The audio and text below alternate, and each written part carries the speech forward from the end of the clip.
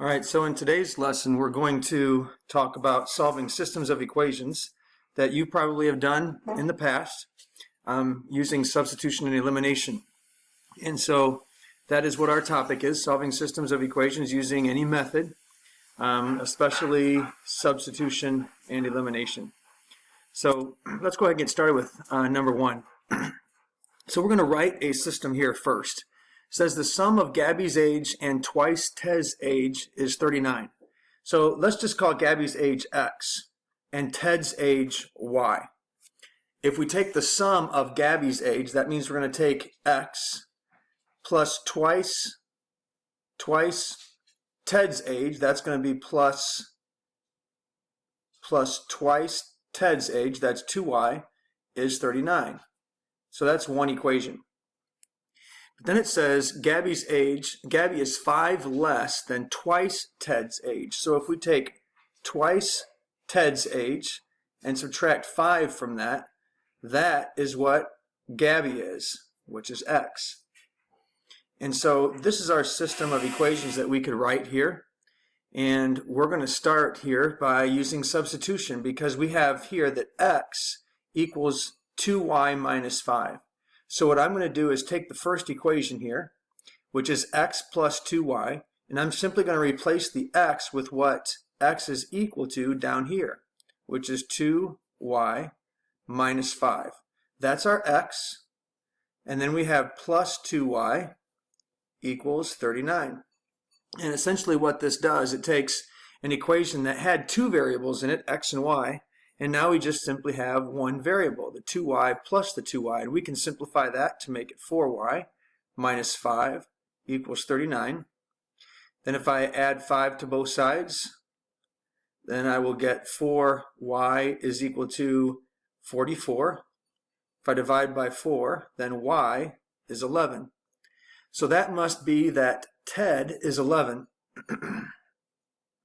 Ted is 11 years old, but then we still have to figure out what Gabby's age is, and we can do that by plugging 11 into y to figure out what x is right here. So we have 2 times 11, that's 22, and 22 minus 5, well, that's 17. So that means that Gabby must be 17 years old. And so that's number one. And we could go back and check to make sure that this is correct. The sum of Gabby's age, which is 17, and twice Ted's age, well, that would be 22. 17 plus 22 is 39. And then we could check it with the other sentence here. Gabby's 5 less than twice Ted. So twice Ted would be 22, but 5 less than that would be 17. Let's take a look at our second example.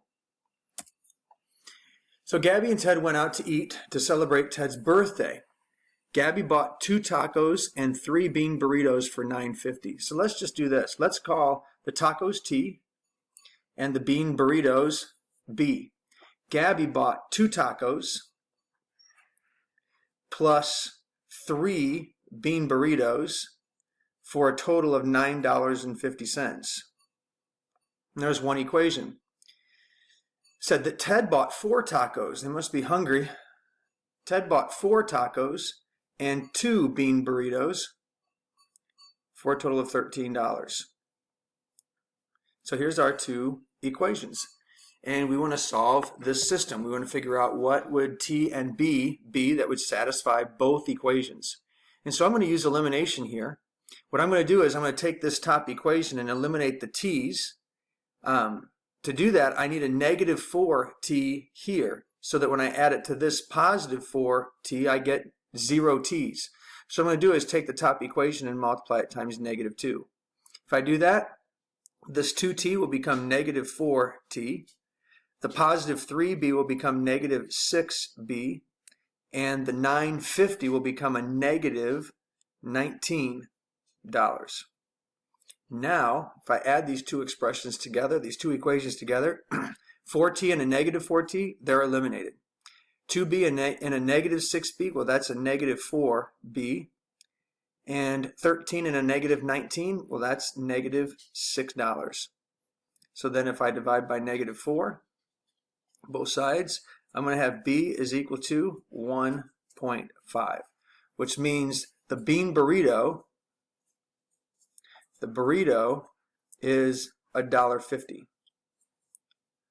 But the question asks how much was each item. And so we have the burrito, but what we need is the taco yet. So to figure out how much a taco was, we're going to have to plug 1.5 in for B into either one of our top equations. I'm going to use the second equation. The second equation is 4 tacos plus 2B. Well, 2 times $1.50 is 3, and that equals 13. So I'm going to subtract 3 from both sides. And 4t is equal to 10. And if I divide by 4, then t is equal to 10 divided by 4. 4 goes into 10 twice. So it's going to be 2, and we'd have 2 left over out of 4. So $2.50, which means that a taco is $2.50. All right. So here we have 2 more examples where we can just look at these 2 situations and try to figure out what method is going to be the most conducive to us getting the correct answer the quickest.